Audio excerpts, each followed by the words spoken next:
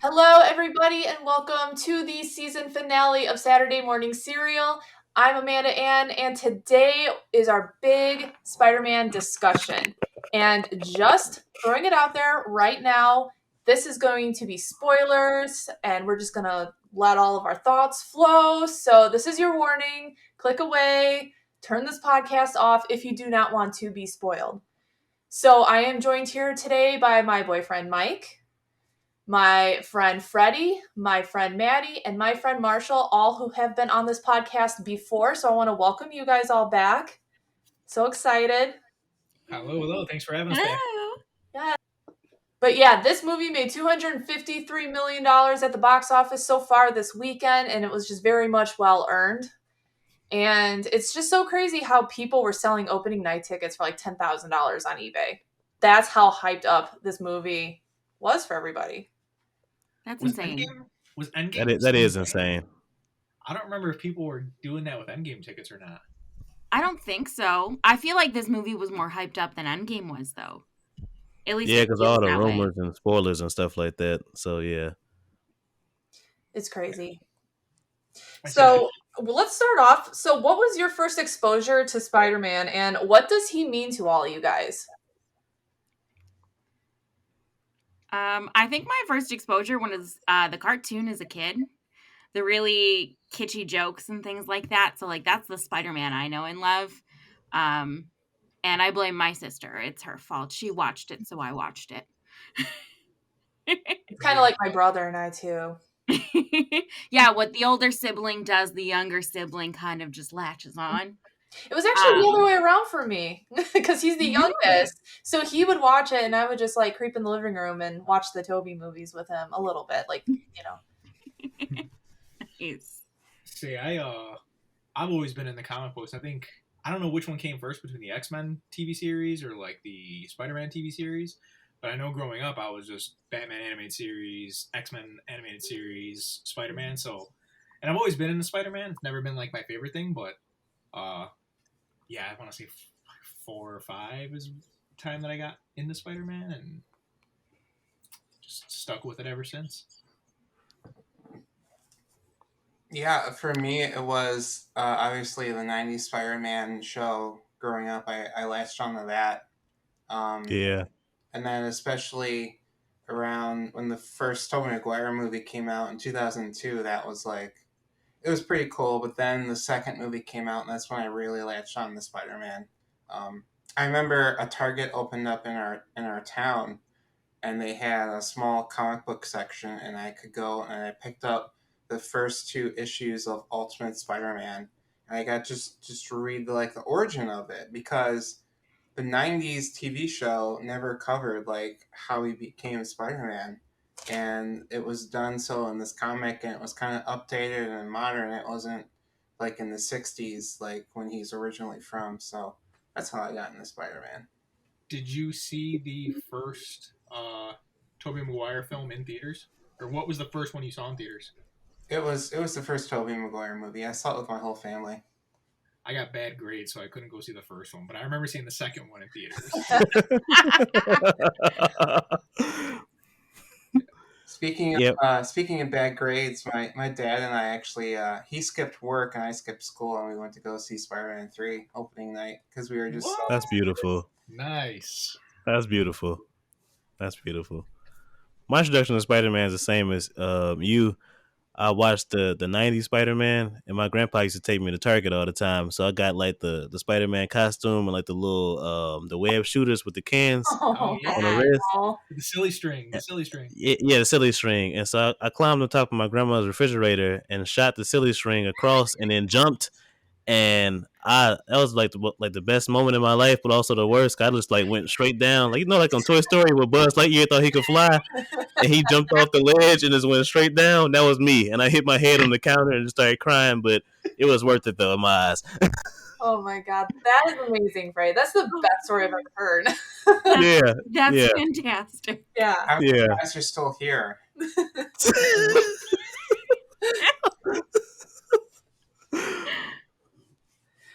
Oh gosh. What did you guys expect going into this film? Just like from the trailers and like the previous Spider-Man and MCU movies? Uh, I mean, I feel like this was the world's best unkept secret for the past, or Marvel's best unkept secret for the past year and a half.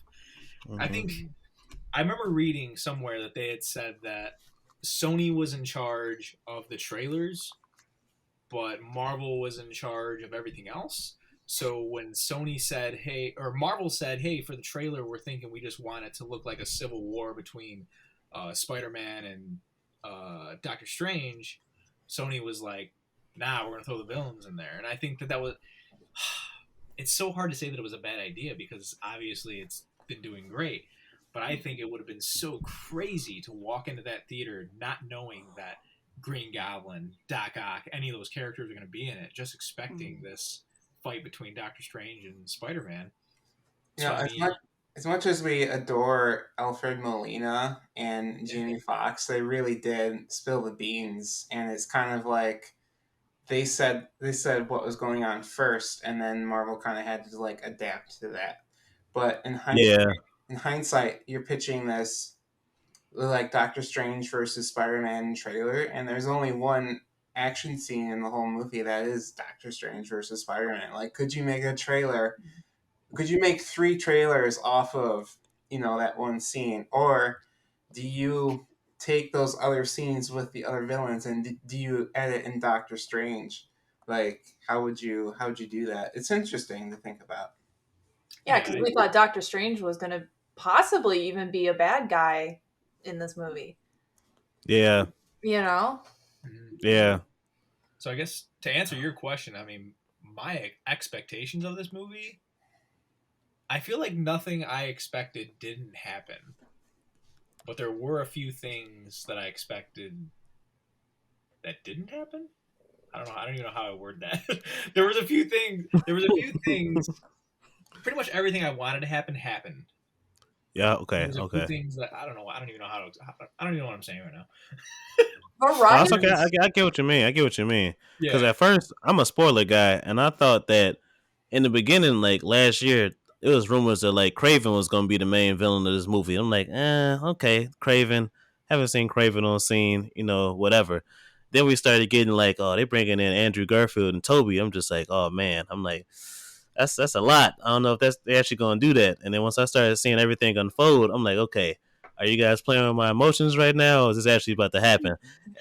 And then when it actually happened, I'm just like, wow, you guys actually did it. Like, I feel like it's Christmas all over again. Yeah. So, yeah.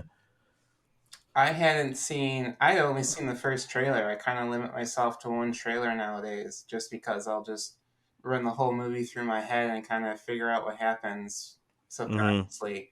And, I'll be watching the movie, go, oh, I know there's this scene and this scene and this scene it was in the trailer, so it has to be in the movie, and it just steers my whole mind, and I lose focus on the movie. But yeah, I limited myself to one trailer, and I'm glad I did, because if I had seen that second trailer where they explain the kind of the problem that Peter Parker had with like the villains and having to spare their lives or kill them, like I would have been like, oh man, so much would have been ruined. But did you guys feel like there was almost too much marketing, or was it just enough for you?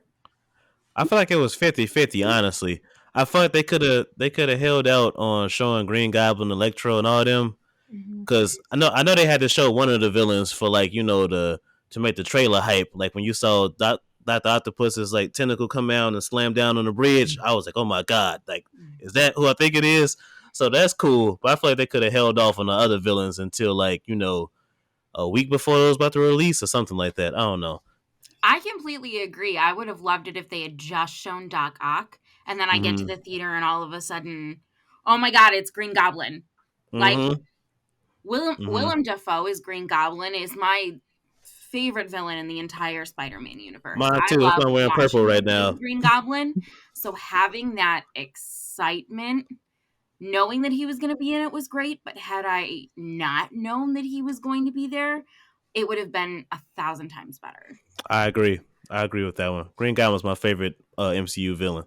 Yeah, He stole the whole show in and this for movie. me too, it was just like, oh boy, because unfortunately, Variety, I read a review the day before from Variety, and were just basically said that Toby and Andrew came back, but I was just like waiting the whole movie for like A, their entrance, and B, to fight their like respective villains from their movies. So like I was so, and we'll get into this later, but I was like really surprised their roles in this movie altogether. I thought it was just going to be them like jumping into this, Tom Holland universe and like come back here, Green Yeah. Goblin and bam, and then he'd like pop out a shot and then that was it. So, I was still very surprised by, even though they had released that, Electro and Sandman and even Lizard were in the trailers, mm-hmm. how much of them and were in other scenes that weren't in that trailer. Like everything that happens at Happy's condo was just like, wow, this is freaking awesome. It's so cool seeing these. My favorite Spider-Man villain has always been Doc Ock in the movie theater, in the Spider-Man movies. Gotcha. So his character, to me, like Willem Dafoe does have the depth, and he's scary, and he's a great villain. But I feel like, and Mike and Marshall know this from our movie club, is that I'm looking for somebody who is going to change over time, who's going to learn from their mistakes, who's going to be redeemed at the end. And Doc Ock has that. He does. In his movie. He does. He learns by the end that, what I'm doing is wrong. And that's something that I really like about Doc Ock. So I was really excited about Doc Ock, and especially at the end of No Way Home, when he still learns that, when he turns on Electro and says, you know what? I'm on their side now, bud. And then that scene, like you had said, they're going to they're going to fight their respected villains. When Tobey Maguire, I cried. When Tobey Maguire and Alfred Molina acknowledge each other and they say, wow, you've grown. And I'm just like, oh my God, yes. Yeah, when he said, Peter, my boy, I was like, oh, man. It was such a good scene. And there was, even though they were in the trailers, there was so much more of them that I did not expect to see. Because even the scenes with, and I had told Mike this, that even Electro, I'm not a big fan of Electro. I don't understand his motives of what he's doing and why he's such an angry person in these movies. It doesn't make sense to me. I can break it down to you if you want, but I can see why you say that though. It's he switched so fast from being this geeky lab guy to just being like, screw everything. I'm taking over everything. I like this power, and I kind of understand what they're going for. I think it was too drastic of a change for me. And I definitely like this Electro more than I liked the Mark Webb Electro. Yeah, you gotta understand, like, people like that aren't used to having power because I guess they grow up being sheltered or insecure, or like you said, like a nerd. And nerds can be cool because technically Peter Parker is a nerd, but he's a cool nerd though. Yeah. So when you give people like that kind of power, it goes to their head sometimes. I'm pretty sure we've all seen it before in our lives. And then once they get that power, it's like, oh well, I never had this before. I want more, and it gets to their head and it turns them into somebody different. So that's basically Electro right there. What the Mark Webb Electro. Yeah. Which that was a really awesome scene too. Like right after the scene of Toby and Alfred Molina, you got the scene with Andrew Garfield and Jamie Foxx, and they're talking, and he mentions what you just said, where he says, you got the suit, you got this, and that makes you big, and something around those lines of you've got everything and I have nothing. But did you also notice? Do you guys notice how when Electro told Andrew Garfield, he was like, "You're not even the shit no more." He was like, "So good." Yeah, that was funny to me, man. It's like, look, there's a black Spider-Man, and it's like everyone's just like, yeah, there is one. Like in the theater, everyone's like, Miles. I was telling Mike that even when that scene happened, my 3-year-old Amelia, she looked up at my wife and said, "Oh yeah, where's Miles at?" And it was a proud parent moment of our 3-year-old knows who Miles Morales is, and half the theater probably doesn't even know who that is. So, beautiful. Yeah. Love that. Good parenting moment. The entire movie I sat there going, please give me a Miles. Please give me a Miles. Yeah, They didn't that would get have been one. awesome. That would have been a great thing to happen. We expected Andrew and Toby to be in this movie, even though we were like we were holding out for it and hoping that was He going to did a happen. good job lying too, because he was definitely making it seem like he wasn't in the movie. Yeah. Oh my gosh, yeah, I saw an interview with him, and I think it was with Jimmy Fallon. So, how was filming the new Spider-Man movie? What are you talking about? Am I in that? That's a When- Photoshop. Did you guys all see the photo that was released that leaked and it's just the blue screen behind him? With him holding on to the rail. It was a video Yeah. too, though. Yeah. No, Yeah, I when didn't. that scene happened, I was like, I think I Yep. yelled out in the theater. I'm not gonna say it, but I said effing liar out loud in the theater. Yeah. I was Yeah, he telling did a good Mike, job concealing that. Shout out to Andrew Garfield. Yeah. Mhm. I was telling Mike, I was like, you know what they needed was like an animal variant, kind of like alligator Loki from the Loki show. We needed like the pig Spider-Man in this movie. Spider Pig. Oh yeah, that would have been nice. That would have been cool. That'd been Yeah. That would have been hilarious. real cool. It would have been real interesting. Oh my god. That's why So the whole Fantastic. like we Marshall saw, said, if there would have been a Miles Morales, that'd have been cool. yeah. Well, speaking of just like surprise appearances, so I want to know what your guys' reactions were when Matt Murdock just appeared on the screen, aka Daredevil, and then the entrances I of died. yeah, I was like, because I love him. And then the entrances Me of too. I've Toby never and actually- Andrew as well. So, Marshall, go ahead. Like, what was your reaction to just these big on-screen talents coming on? So I've never actually seen Daredevil. It's one of those things that's on my very long list of things that I Yeah. need to watch. But like I knew who Matt Murdock was, and I'd seen bits and pieces from the show. So as soon as he popped on the screen, I was like, "Hey, I know who he is." When I'm sure most of the theater had no idea. But the big part for me was when Toby and Andrew showed up. And Simic was sitting next to me. He heard me the whole time, how excited I was. Yeah. So I'm just... Marshall went so with me excited, and 'cause Mike to see it. It was just, I could hear you. And I mean, we were all like the theater. I just want to take a second and just say there is nothing like seeing a Marvel film on opening night because the There audience isn't. is phenomenal.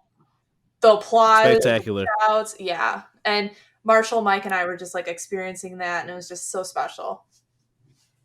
It's so cool to see a whole theater just as excited as you are. And when everybody bursts into applause when someone you love pops on the screen, it's so cool. Yeah, you don't see reactions like that when you go and see any other movie. Mm-hmm. Did you go Thursday or did you go Friday? Or Oh, I Saturday? went Thursday, bro. I always try to see the movies like that. Well, movies anyway on opening night, but I agree with you. I was almost waiting for you to say, "Oh, I went Thursday, Friday, and Saturday." I'm not gonna lie to you. Once I saw the movie Thursday, I was asking my friends like, "So, are we going to see this Friday, Saturday, and Sunday? Are we seeing it again or no?" But the one thing I loved about seeing it opening night was everybody was united. It wasn't any like fighting or bickering or arguing or people being rude. Like literally, the people next to us, I didn't even know them, and they were talking to me as if we had been cool for like years. They was like, "Oh my god, you excited about this too?" I'm like, "Yeah, man," and it was just. The whole theater was just united and like cheering, clapping. When Andrew and Toby came on screen, everybody was like screaming, me included. So it's a beautiful thing. Yeah, that's Yeah. We went with one of our friends who had saw it Thursday because we saw it Friday at like 5 p.m. Mm-hmm. And one of my friends had seen it Thursday, and he decided to tag along with us. And I had asked him, I said, how many times am I going to stand up in this movie? And he said, "You're probably not going to stand up." But what Mike knows that when I saw Endgame, I was the only one in my theater who stood up and clapped in the middle of the movie, who cheered in the middle of the movie. And we saw it on Sunday when it came out on Thursday. So I had asked my friend, I said, "How many times am I going to get up in this movie?" And he said, "Probably a couple times." I didn't even use the recliner. Like my elbows were on my knees the entire time, and I was sitting forward. Like, I don't want to say it, but like if there was a fire or anything bad, I don't even know. I'd have been like, Oh, I would have loved to see that, Maddie. still breathe. Yeah. Just, but no. So to answer your question, I think it would have been way cooler if the brick would have been caught, and then they would have revealed that it was Ben Affleck's Daredevil. But that's just me. Fair enough. Oh, okay, okay. Well, the problem is that he would have came in before the spell, so it wouldn't have made any sense. But it still would have been funny. I haven't. Yeah, that would have been funny. That would have been funny. Yeah, I agree with that. Daredevil either. I've watched the first episode and then the last episode of the first season, and then I read the spoilers for everything. I really like spoilers. I love spoilers. Same. My friends hate me for it, so I had to really control my spoiling tendencies when this came out because they were going to kill me. And then there was also that, I don't know if you saw that photo. There is the photo that was leaked that had Matt Murdock sitting at the table that I had saw. Yeah, people thought it was fake. I was like, no, that's real. And my friend was like, no, Freddie, shut up. We don't want to hear anything. I'm like, okay, I'm going to be quiet. I'll give you guys a Sunday. I won't say anything. So I knew that was coming. What'd you say, Amanda? I'm sorry. No, I said he said, or Mike convinced me that was fake, so I lost all hope that Daredevil was going to be in this movie. It was real. I, as a person who does like a whole lot of Photoshop and graphic design, I was like, it lines up. I was like, so it's real. They just take like these horrible pictures of it, so it makes it look. Yeah, you and I both noticed that one of the Spider-Men were photoshopped out of the trailer. Remember that? Yeah, with the lizard kick.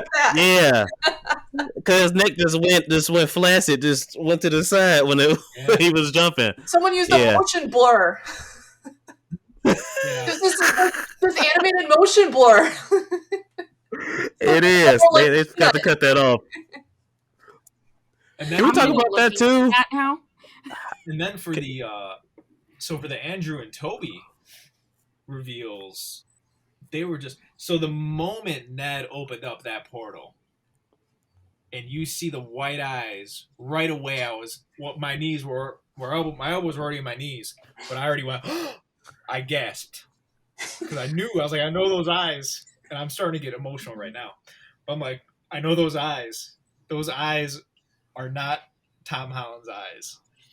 And the moment he stands up and you see that taller, sleek figure of Andrew Garfield, beautiful. You know it's coming. And it was such a beautiful scene. And I can't imagine what it must have been like for Jacob, I can't remember his last name, Zendaya, to be in that scene for the reveal of that. They must have been going crazy. Mm-hmm. And I'm not sure the order that it was filmed. Maybe that was filmed later, if it was sooner. But if that was one of the first scenes that they filmed, it must have been a wonderful thing for them to be a part of. Because it was just hilarious when she throws the bread at him, and he's like, yeah, I got the tingly thing, but it doesn't work for bread. It was hilarious. And then I didn't think that they were going to do Toby right afterwards. I thought they were going to get Tom Holland next, and then Toby was going to show up later on. But it was still fantastic when they're shooting at each other and flipping in the living room. And then the nano or whatever her name was like, can you clean up the webs that you just shot everywhere? It was hilarious. And we tried to make him walk on the ceiling. Yeah, she was. Can you get that cobweb in the corner? Yeah, it was so funny. It was such a great scene. How about you, Freddie? How was your reaction to seeing all these characters? Oh, I felt like honestly, I felt like you see I'm getting lost for words right now. I felt like a kid again, like on Saturday morning where you watch like your favorite cartoon and you just get so excited for like the next episode. And I saw spoilers. I spoiled myself a little bit, but it's just something different about actually seeing it on the actual screen. And you're just like, they actually really did this. I'm actually here, like, seeing this. And I love Andrew Garfield out of all three Spider-Man. All of them are great in their own ways, but Andrew he just does it for me, man. So when I saw them open the portal, I was like, I want to see Peter Parker. And Andrew was kind of like creeping a little bit. He was like kneeled down. He was like, wait, what's going on? And then he finally was like, okay. And then webbed in. I was like, oh my God. I screamed. I was like, yes. And then when he took off the mask, I was like, the GOAT is finally back. Yes. And then when Toby came, I almost like cried a little bit because that's like my childhood right there. So that was also cool. It was just awesome, man. And then also seeing like all three Spider-Man like interact, and even when Toby told Andrew like, no, don't talk about yourself like that, bro. You're amazing. I felt like he was actually like truly talking to Andrew Garfield, like saying like, no, even though you get a bad rap, your Spider-Man is still pretty good. So that was just awesome for me, man. That was hilarious when he's like, "Man, you guys have fought aliens and you Uh fought huh. space. Like I fought a guy in a rhino suit." He's just in it, and then Toby's just pepping him up. Oh, it's such a And I love how Yes. Andrew was just like, I've always wanted brothers. Like, that was so cute. Yes, yes, Yeah. yes, yes. I Yeah, can that's what tell they you, felt I like. They can, felt like brothers. yeah, and I can definitely tell you Mike's reaction. I've never heard a sound the way I heard something coming out of him when Andrew appeared on screen. It was like some high-pitched male, like, I don't even know. Oh, we were I don't know if that was him or me though, Amanda. we were really close. Our seats were really close, so like we couldn't make out like all of the great detail in the movie.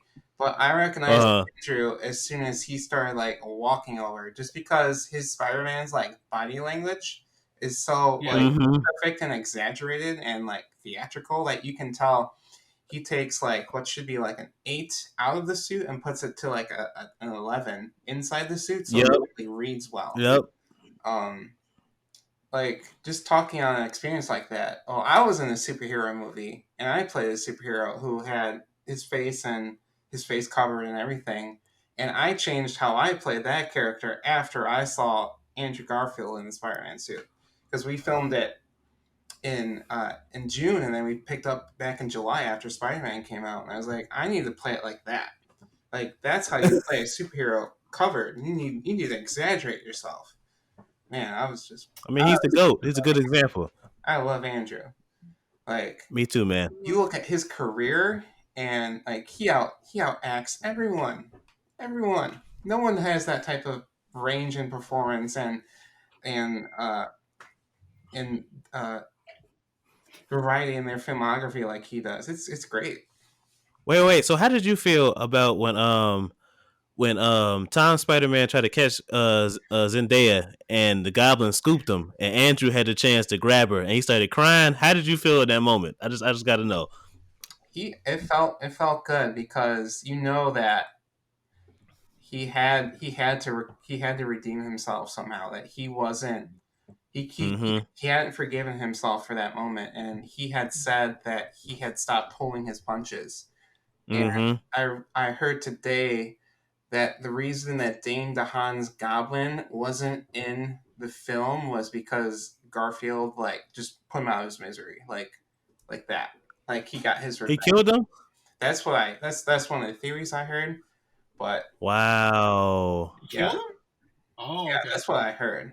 That was I can see it though, because So yeah, I mean to answer that, I thought that was interesting, and that was a good scene when they started talking about the other villains that they had fought.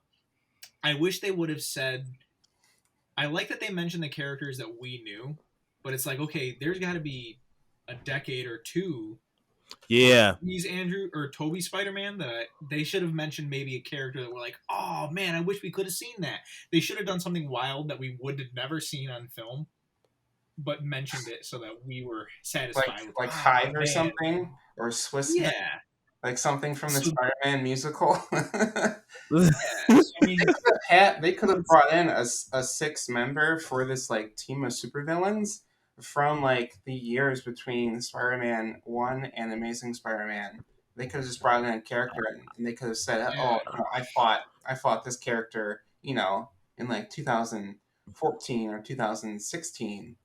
yeah. It would have been cool. But did you guys notice that Rhino and Craven were in the clouds when the dimensions were riffing? Did you guys see that? Yes. Those are I the saw only- Scorpion. I saw I didn't Craven. see Scorpion. I saw. You saw Scorpion too? Yeah, I saw Scorpion. No, I didn't see Scorpion. The only two Okay. I saw were Craven and Rhino, like you had just said, and it was like that classic Rhino suit. Yeah, cause you saw the horn and he was real like short and like bulky or whatever. Yeah, okay.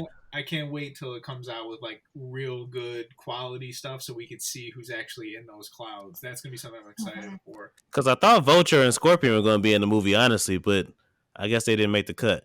I say and then to answer your other question, Freddie, that scene where Andrew catches our MJ or Holland's MJ was the only. I cried. I probably cried 4 or 5 times in this movie. Same. But that was the only scene that when I'm sitting there with my elbows, I sobbed and like people could see my shoulders like moving because I sobbed. That ugly girl cried to that scene. I thought it was such a beautiful scene, which is so crazy because with not even spoilers, but people were saying people are posting online of I want to see the Rent guy. I want to see the meme of all the Spider-Men pointing to each other. I want to see that too. Things. That was one of the things that people said. I want to see Andrew Garfield get redeemed and catch Zendaya or catch MJ when she falls. So you kind of knew it was coming, but it was oh my gosh, it was beautiful. When and in a way, she's okay. In a way, Maddie, too. I was telling Mike that it felt like a sequel to multiple films, not just the Tom Holland film. Yeah, most definitely. Because you had Tobey Maguire reuniting with, Doc Ock and the Green Goblin, and then Andrew redeeming himself in a way, and then, Tom Holland's character arc as well. So, and it was like so unexpected too. Like I said earlier, we thought it would just be little blurbs of Andrew and Tobey, but they were, a good chunk of the second half of the movie. So it was awesome. Which leads to the next question for you guys. Was there anything you did not like, and why was it Aunt May dying? I can't. Amelia cried. I'm so angry. You sobbed. I thought it had to happen though. Yeah. I'm sure you could hear me a couple of seats over. I was sobbing hysterically. I was like, why would they kill him? Why? That was sad. I was not okay. Say I feel like a lot of people going in were under the perception that somebody's going to die. Yeah. And a lot of people were saying it was either going to be Happy or it was going to be May. Or Ned. Or Ned, yes. I did hear that one as well. And I said, yeah, it's probably going to be May. I was thinking that it was going to be May, and then that is when Andrew would come in afterwards and have that talk of like, hey, we lose people. That's just how it is. And it did end up going that way. But Tom Holland hasn't lost anybody yet. Or, his Spider-Man hasn't lost anybody yet, so it was inevitable. Minus Uncle Ben. Besides Iron Man, yeah. Yeah, besides Tony Stark and Uncle Ben, but yeah, they did that off screen. Man. Yeah, and then let's just kind of switch the thing here, and let's talk about Doctor Strange. How did you like his Benedict Cumberbatch's performance in this? I thought it was pretty great. I felt like he was babysitting. Oh, he's always good. I enjoyed it, but it felt slightly un-Doctor Strange-like at the beginning. Like he didn't give a crap about anything. It just... Yeah. We're talking about the man who sacrificed. Doctor Strange-like.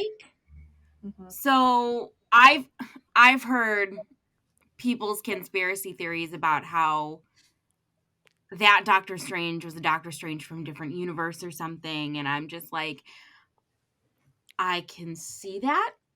I'm not sure how much truth there is to it, but like the beginning, it didn't feel like Doctor Strange until later on when he was fighting Peter. Well, we're talking about the man who sacrificed that could be it. Life to get Tony Stark the time to give Thanos the Time Stone and to just set those events in motion. And we're talking about a guy who rewound time to save it from the dark dimension. And we're talking about a guy who was texting and driving, as irresponsible as that is. I mean, Doctor Strange is supposed to be counterpoint to Tony Stark in the mystic arts and in magic, and he's supposed to be a character who doesn't make the wisest decision and probably at some point will make his own enemies. So I don't think it was all out of character. I mean, it's Doctor Strange. He's an arrogant. Which Yeah, Doctor Strange is a mystical version of Tony Stark, and they got the same like goatee too. So that's even funnier, which they mentioned in the comics. But I think Doctor Strange just say, I mean, I don't care, but I do care. I help you out, but regardless, whatever, bro. So yeah, I can see your point with that one. I thought Benedict Cumberbatch's performance was good. It always is good. He does a good job. Yeah. And I'm glad that you used the words irresponsible, Simic, because that was one of the things that came up for me, is that I know that this is probably going to be addressed when there's an honest trailer for this movie of like, you know, Tom Holland walks into the sanctum and he's like, hey, could you help me out with this? And he's like, sure, come on down to the man cave. We're going to do this freaking spell really fast. Like, hey, you got any questions? Like, hey, maybe do you want your family and your friends to remember you? No, it's not even a conversation. Why are you just doing this right away without asking any questions? You know, no kidding, you're not the Sorcerer Supreme anymore, because you can't even do something this simple. Like, and I feel like this is one of those moments where you're watching a cooking show and they're like, I'm going to do this in 15 seconds. And you just laugh and say, you're not going to do that because like you can do it better is what I'm saying. Like, I'm looking at Doctor Strange saying, why are you so stupid? Like, I could do it better, which I can't. But it was one of those moments that I'm sitting there saying, why isn't this a conversation? The conversation that they had literally at the end of the movie to stop it all from happening, which should have been a first conversation. Yeah, and which they could have done right there too. Peter could have went right up to the Statue of Liberty and said, hey, just do that spell. But you know what? Can you leave me Ned and MJ? Yeah, cool. It's just 2 more seconds. That's fine. 2 more seconds can last. It's going to seal all this up. I feel like I love the ending. It was great. I like the way it ended. But he could have said, yeah, do you want them? Those 2 people down there, right? Okay, cool. I got it in the spell. We're good to go, man. It was one of those moments that I thought, what is Doctor Strange doing? So it's the plot, bro. The plot always wins. I know. And that was one of the things, like you even said, you know, what was something negative or something you weren't too fond of in the film, Amanda? Mm-hmm. That was one of the moments that I thought, what is going on right now? Why? This is all Doctor Strange's fault. This isn't Tom Holland's fault in any way, shape, or form. I don't understand how him just saying words while he was casting the spell messed up what he's doing with his hands and in his mind, because Doctor Strange still I don't know. I agree with you. No, I really agree with you, because I found that too. I'm just like, what? It's all Doctor Strange's fault. Oh yeah, it's fully Doctor Strange's fault, and he blames it all on Peter. And Peter, being who he is, takes it all on,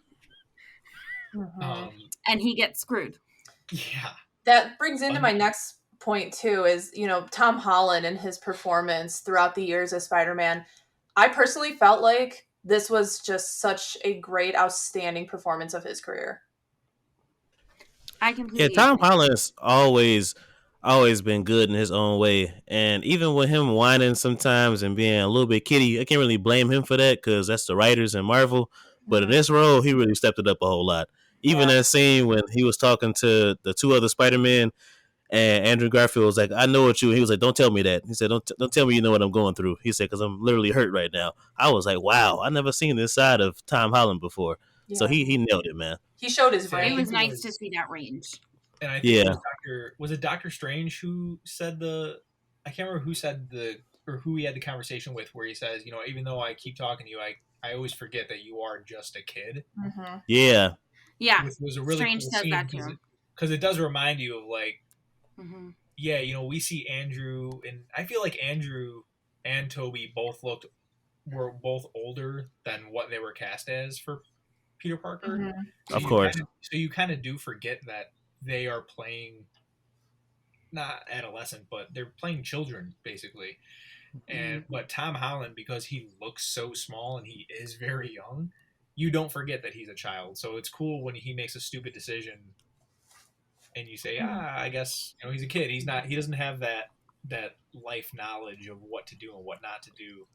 But his performance was great in this, especially because like I had mentioned earlier, I'm always looking for somebody to be redeemed, or a redeeming quality of a character, that they grew from a choice, or they grew from a decision that they did earlier. And that's what he, by the end of this film, he does. He's like, what? I kind of got to make that sacrifice of no one's going to know who I am, and I'll convince them later on, and it's going to be okay. I could do this on my own for a little while. I'm going to make my own suit and, pay my own rent. And, but his performance was great. I don't remember his performance in The Impossible. I think that's one of my favorite performances from him. But, yeah, he's definitely bringing to light a side to Peter Parker that we haven't necessarily seen before. But man, I think Andrew probably is the one that killed it when Gwen dies. Is like the most important. Oh God, I cried like a mug when that happened. See, I just rewatched it, and I said, man, he killed it. Such a good scene. That was so beautiful. And speaking of suits, guys, did you guys catch that reference on that coffee mug and that last shot when he was climbing out the window with his new suit? I didn't. The coffee mug had 3 mugs on it, and it said, "We are happy to serve you." Mm-hmm. Is that what it says? Yeah, it says, "We are happy to serve you." I thought it represented the 3 Spider-Men that are in the movie, basically like a message from Marvel saying, "We are happy to serve you these 3 different Spider-Men, and also bring them back in the film to make you happy or whatever." Yeah. Dang, that's a good catch, Freddie. I didn't. Wow. No And then kidding. also, when you look at Tom Holland's suit at the end, it has renditions of all the 3 Spider-Man suits. Like it has Andrew Garfield's shiny blue. It has Tobey Maguire's spider symbol in the front, and kind of like the web design, and then Tom Holland's little frame eyes from his homecoming suit on there. Love it. And it's almost like they're with him. Like they kind of set. Yeah. I love that hug at the end with the 3 of Yeah, them, yeah, because me it just too. shows them Me they're too. in like just one brotherhood. Like they understand each other. It's just it's a beautiful moment for me. Yeah, That part gave me yeah. goosebumps. That's such a cool Yeah. scene. That's such a cool scene too at that where they show that new suit, and he's just over the people ice skating with the snow. Like that's it was beautiful. Such a beautiful scene. So this movie tackles, we got like 5 super villains, very popular villains, especially like Doc Ock and Green Goblin. And I know the fandom is big for Doc Ock. Even Mike said he's like one of the most popular Spider-Man villains. But then we also have Matt Murdock, and then we got the 3 Spider-Mans, and then like obviously Zendaya and Ned, but also Doctor Strange. It's such a heavy movie with so many big characters and big actor names in it. And Maddie, I know too, this kind of goes into what we were talking about before the podcast here. Do you think that this movie was very well balanced, and did it set the bar for future MCU movies? I think so. Because other like, I hate to keep knocking on this movie because I actually do like this movie, but Spider-Man 3, that was just a whole like cluster or disaster. I'm like, it's all over the place. But this was like so easily like paced. I never got bored. I never felt like it was a dull or boring moment. I never felt overwhelmed. Now I did feel overwhelmed with excitement because of all the Spider-Man and stuff, but I think they did it pretty well. So it set the bar for like other Marvel films. Yeah, because I know Multiverse of Madness is going to be pretty busy. So after seeing this movie, I'm so excited for that. Very much excited for that now because I see how well, this movie did. Mm-hmm. It helped a lot too that in those previous Spider-Man movies they had to introduce those characters, and in this movie they were already introduced in those movies, and they kind of just picked up where they left off. And you didn't have to explain, and that's what made it work. Everything overly, and you could kind of make fun of like the lesser parts of those movies, like Sandman and Electro talking about eels and super colliders, and they're just like, "Hey man, you gotta watch where you fall. It's dangerous." It's great. I think it did set a bar. Mm-hmm. I think that most, at least for the MCU, their third movies have been pretty good. I'm looking at a list now, like Iron Man, the third Iron Man wasn't necessarily the worst film, but it wasn't anything to the caliber of No Way Home. But I was always trying to, like, I'm trying to rank my favorite Spider-Man films, and it's hard to judge as of right now, opening weekend, how I feel and how I want to place No Way Home, because it is a great movie, but I'm still trying to get over the luster of Andrew and Toby are in this movie. I got to get over that, and then I'll feel comfortable with placing it where I actually like it story-wise. Because as of now, Spider-Man 2 is still my favorite Spider-Man movie. I loved Spider-Man 2. But, like, as far as setting the bar for the MCU, Iron Man 3 wasn't that great. Thor Ragnarok was really good. It was a fun movie. Yes, indeed. And then, what was the third Captain America? Civil War. Civil War, right? Civil War, yeah. Civil War was a good movie. And then Avengers, Infinity War was epic. I think it's a higher placing for, the highest grossing films. But as far as the next two films that come out with a third movie being Ant-Man and Guardians of the Galaxy, I think it definitely set a bar. But I would like to say that Guardians of the Galaxy is going to be one that will shock a lot of us, especially with knowing how contracts are working, that, like, Dave Bautista does not want to come back after the third one, so we can pretty much guarantee he's not going to be making it through this film. As well as, wow, Ant-Man and the Wasp, Quantumania. I would assume that their wow factor is going to be introducing us to our next, when we see Kang again, from the Loki series. I'm assuming he's going to be in Quantumania. Yeah, he is. They confirmed it. I saw the rap T-shirt. The crew rap T-shirt, and it's got the helmet of Scott Lang, and in the reflection you can see Kang's body. And I'm like, ooh, wow, Kang's gonna do some damage. Yeah. So I think No Way Home definitely set the bar for the MCU going forward. And so you guys all had your favorite respective Spider-Mans, whether it was Tom Holland, Tobey Maguire, Andrew Garfield. Did that change during this movie? It did for me. Because I was having a Toby and Andrew kind of tie, but I loved Andrew in this movie, and then just kind of listening to, like, Mike talk about Andrew, I'm a fan now. So wait, who'd you switch from then? Toby, because for me, Toby had sentimental value in him because that's my childhood. My brother, that was his favorite Spider-Man. That, like, first Spider-Man movie with Toby was on loop in our house for, like, 2 years. And he would play the soundtrack over and over. So it was just sentimental value for me. But, when Mike and I watched the Spider-Man movies, because I haven't seen the Spider-Man movies, first time last year, Mike sat me down and we watched them. And I said, my perfect Spider-Man would be Toby as Peter Parker and Andrew as Spider-Man. Because they're both good in those roles. But, overall, I think Andrew wins for me. See, and that's everybody. What I've always said. Go ahead. I see Toby as the perfect Peter Parker and Andrew is the perfect Spider-Man. But the reason I love Tom Holland and why he's my favorite is because he does both extremely well. He does. He's not one or the other. He does both. And I think that's extremely important. That's like having someone who can play Clark Kent and Superman. Like, having someone who can play both pieces of it really well is what makes him my favorite. I still have love for both Toby and Andrew, but because Tom Holland gets them both perfectly for me, that's why he's my favorite. How about you, And then Matt? also, too, you got to think of... Oh, sorry. Go ahead. Go ahead, Freddie. Oh, it was just a little side note.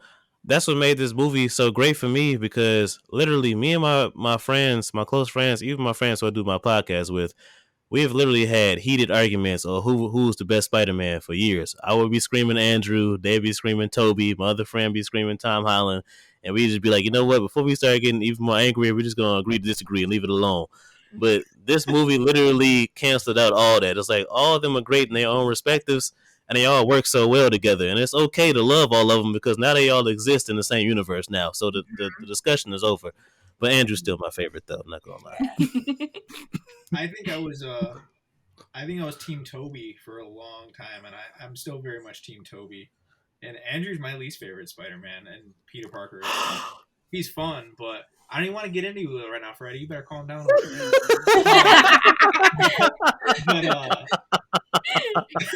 I respect it though. Toby's the GOAT. He's nostalgia. He's the one. But I think as of now, I think I'm Team Tom. I think he just captures everything pretty well, and he's just. I love his age. I think it helps you understand a little bit more of why he makes decisions, like I said earlier, and it just makes it a little easier when you're sitting there kind of scolding the screen, saying, "No, don't do that. You child, that's right." But like I said, like Spider-Man 2 is still my favorite Spider-Man movie, but I think Tom Holland's my favorite Spider-Man. Well, for me, Tom Holland doesn't have that like switch that the transformation of Peter Parker into Spider-Man is supposed to have. Like he's just like the same character inside the suit and outside of the suit. And Toby, it's like he gets a different confidence, right? Like is what classic Peter Parkers are. Is like he's the nerd, but he's the nerd with a charisma type thing. I agree. And Toby just doesn't read well in the suit, and he doesn't like emote and project his silhouette, and his Peter Parker is very endearing. And I know that you can go and read the Amazing Fantasy 15, you can read Amazing Spider-Man #1, and Peter Parker is kind of a bully himself. Like he's an asshole. Yeah, he is. Like if he was like bigger or he was talented at sports, he would have been a Flash Thompson himself. Like he wants to look out for his aunt and uncle, and that's it. And he doesn't want to do anything for anyone else.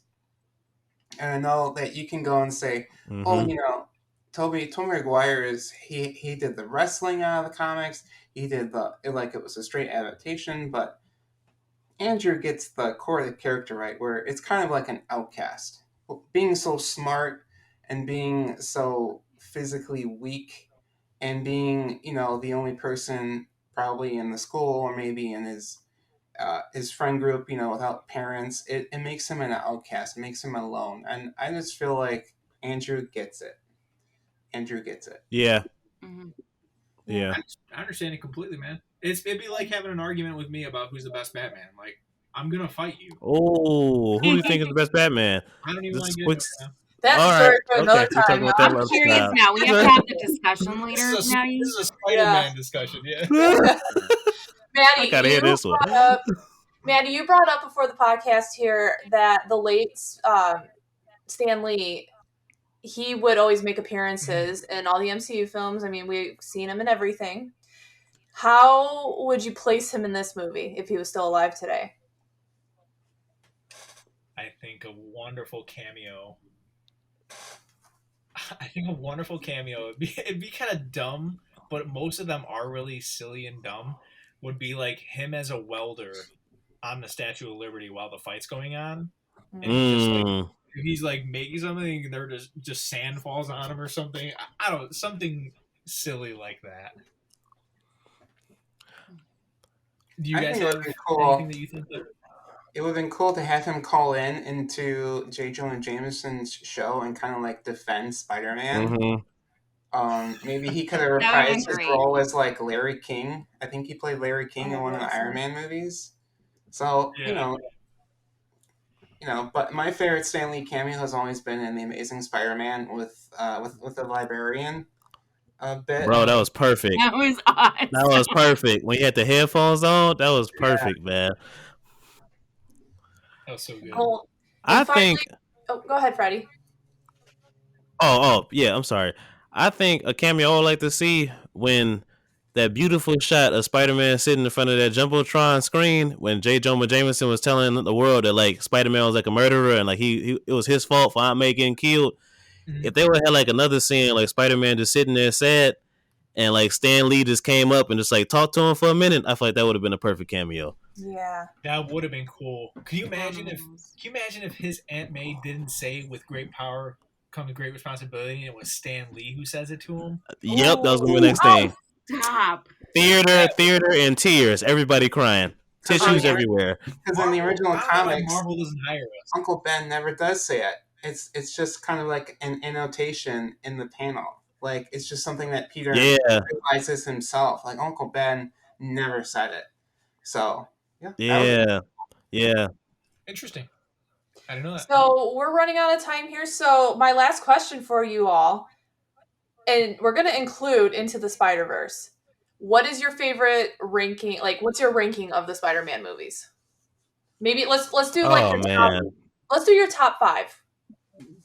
Oh Jesus. Okay. Top 5?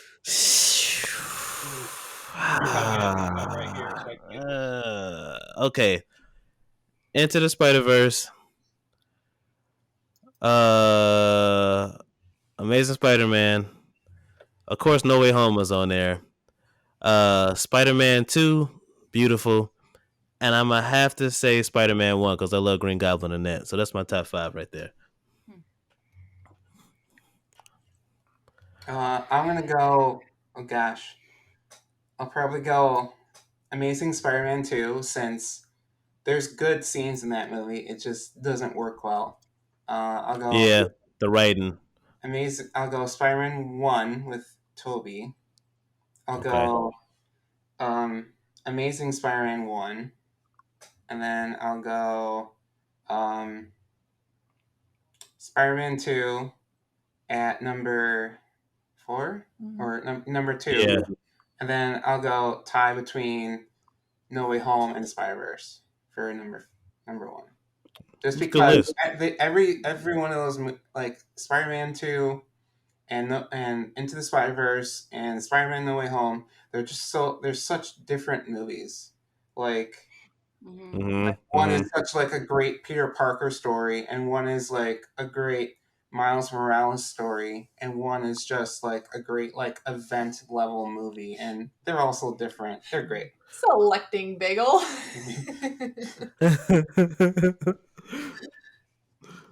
My list is gonna go. My number 5 is gonna be Spider-Man: Homecoming.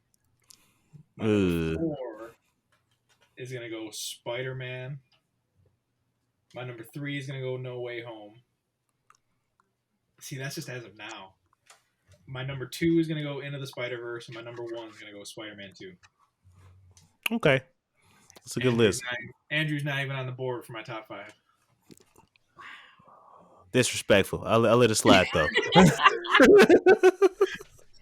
I think. Oh, and I'm sure this is gonna change the next time I think about it. Partially just for sentimental value. Probably the first Tobey Maguire Spider-Man is my number 1. Followed very closely by I actually really love Far From Home. And I hated that movie. Me too. Okay, well, I'm sorry you hated it. I'm sorry. No, you can love it. I respect it. We're all friends here. I'm sorry. And then Into the Spider-Verse, No Way Home, and then probably the first Amazing Spider-Man. Awesome. So bonus question here. What do you guys hope to see in the future Sony verse MCU Spider-Man films going forward? And I mean, we saw Venom in the post-credit scene. Wait a minute, that's another thing. I'll be real quick, I promise. That's what I didn't like about the movie. It's like they only used Tom Hardy's Venom to get the symbiote into the MCU, and they just like kicked him to the curb. I'm like, you could have just kept Eddie Brock in the MCU. Like that makes no sense. Like that really made me mad. I'm not gonna lie to you. I agree. I really enjoy Tom Hardy as Venom. I think he did a great job, and I'm kind of really upset that they're basically kicking him out. Yeah, just for the symbiote. They just say, okay, leave that symbiote here, and you go ahead and leave. All right, cool, thank you. We appreciate I'm- you. And then boom. I'm curious to see who they'll cast as the new Venom now. I think it was a smart thing for them to just leave the symbiote because Tom Hardy, I think, did a mediocre job at Venom because they could have casted anybody in the role of Eddie Brock in those films, and anybody could have done a good job. And because there's no depth to his character, like I said, he has no redeeming qualities. He does not learn from anything. He's the same person from the beginning of the first movie to the end of the second movie. Now that is true. I agree with you on that one. So Yeah. I'm glad that they not kicked him to the curb. I hope that Sony continues to make their movies. I hope they make an Amazing Spider-Man 3, and I hope they make a Spider-Man 4. But I do not want these Spider-Men and these Sony guys to come into the MCU anymore. I think what they did was good. I think that what they did was a cherry on top of that sundae, and I think that they need to leave it alone now. Don't even worry about bringing anybody else. MCU's got Fox. Let's deal with some X-Men now. Let's deal with some of that stuff. I don't. Yes, Bring in indeed. the X-Men. I got my Yes, Wolverine. We all got our Tobey Maguire. We all got our Andrew Garfield to come in, and it was beautiful. Just leave it alone. Leave Tom Hardy out of this. Let's get a new Venom. I want, if it's got to match Tom Holland, I want it to be Taron Egerton as Venom. Ooh, I can see that. I would love that. I also hope that the next trilogy of Spider-Man, like in college and stuff, shows him getting a little bit more darker. I want to see that. Because they got a little bit dark in this film. I want to see a little bit more serious MCU. That's why I didn't like Far From Home. It was too kiddie for me. It was like a Disney Channel version of Spider-Man. It's like, I need more stakes, more, more seriousness. I didn't feel like anybody was in danger. Nobody was going to die. It was just like, okay, this is just a kiddie Spider-Man movie. But that's what I need in the next trilogy. It was like the Lizzie McGuire, Jack That's So Raven, Gyllenhaal was in Disney it. Channel era. That's literally what it was. They needed Spider-Man said, "Oh, I'm Spider-Man, Maybe and that's welcome why to I Disney enjoyed Channel." it, because that's the stuff that I grew up on. I grew up watching the Disney Channel 90s I era. can see that. I can see that. That's So Raven. That's I something definitely that's can see very that. Well, I did enjoy Far From Home. It was Oh, very makes unpopular sense. opinion, but I Mhm. enjoyed it. I don't even remember. I what would your love to question was, see definitely some street level team-ups.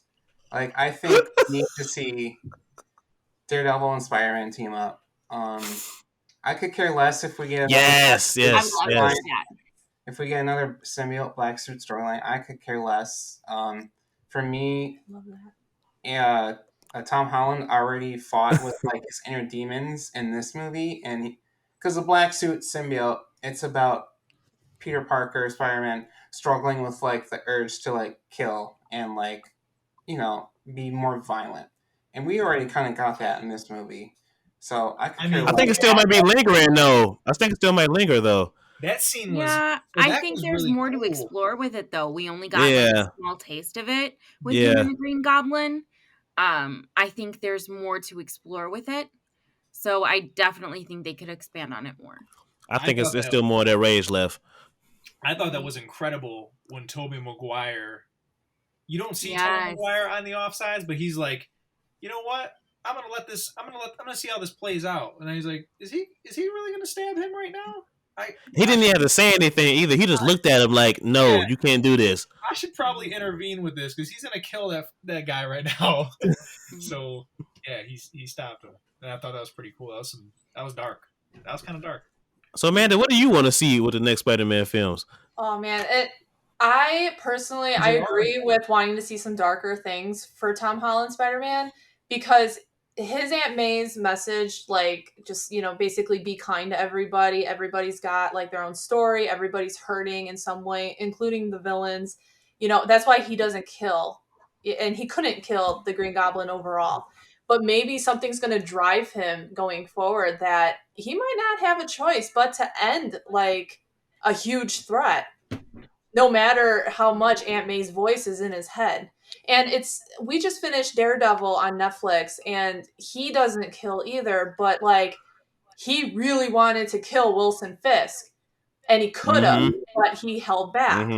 But like, there was a capacity where he didn't have to kill because, overall Wilson Fisk will be defeated and behind bars. But like if there's like a Thanos type of threat, like an extraterrestrial, like he can't get arrested, like you have nothing to do but, take the villain down. Like, I do not want to see Tom Holland play out in a Zack Snyder Man of Steel movie controversy like that. No, thank you. You don't want to see him snap somebody's neck. But I honestly though, going off Mike's Daredevil, I would love to see him pair up with Matt Murdock. I would also love to see him battling Wilson Fisk. And speaking of, and if you guys have seen the Hawkeye series, have you guys seen Hawkeye so far? Oh No. yes, I saw the. No, I saw I'm the. not caught Oh, up. never I've mind. seen one episode. I'm not gonna Okay. say anything. Yeah, sorry. there's a part in the current episode, that is pretty good, and it gives me hope. No, I'm not gonna say. And also, Tom Holland said he would love to fight Kingpin as well. He said he would love to fight him. Yeah. I want to see a Spider-Man Wolverine interaction as well. I hope they get Hugh Jackman said he might come back, so we could get that soon. And Deadpool as well. I want to see Deadpool and Spider-Man. I don't want to see. Oh, that would be cool too. I want to see Deadpool and Spider-Man because their relationship in the comics and stuff is so big. Like they have such a love for each other. So I want to see that happen real bad. I don't want to see Hugh Jackman. I don't want to see Hugh Jackman as Wolverine anymore. I'm done with it. He's amazing, but I don't want to see him. I don't think anybody else can play Wolverine as good as him, though. I try to think of everybody. Everybody said that. Give me somebody else. I love Hugh Jackman, but I'm done too. Yeah. What? He's been playing it for so long that I need somebody else. They'll get somebody new. They'll get somebody that you were like, oh man, I didn't even think about him, or he's great. I'm hoping so, bro, because I try to think of everybody who could play Wolverine. I'm like, no, I can't see anybody else but Hugh Jackman. Maybe I'm biased. Cause I can't see anybody else playing Iron Man. That's just huge. I mean, Robert Downey Jr. is Iron Man. You can't replace him. I'm sorry. That's one person who you can't replace. Yeah. Well, you guys, I want to thank you so much for coming on. I am going to dub you guys my podcast fam.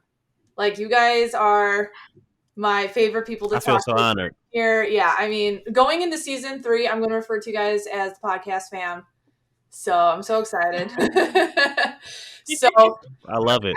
We have good chemistry too. Yeah. Definitely. That concludes season 2 of Saturday Morning Serial already. This is so crazy. So I'm going to be starting my season 3 schedule, and I will probably be having these guys back, including maybe some more new guests. And and I hope you guys all have a Merry Christmas, Happy Holiday, Happy Hanukkah, whatever you celebrate. And I will talk to you sometime this winter. I'm looking at a January season 3 premiere, so I will let you know. So take care, everybody. Bye guys. Merry Christmas. Happy holidays. Merry Christmas.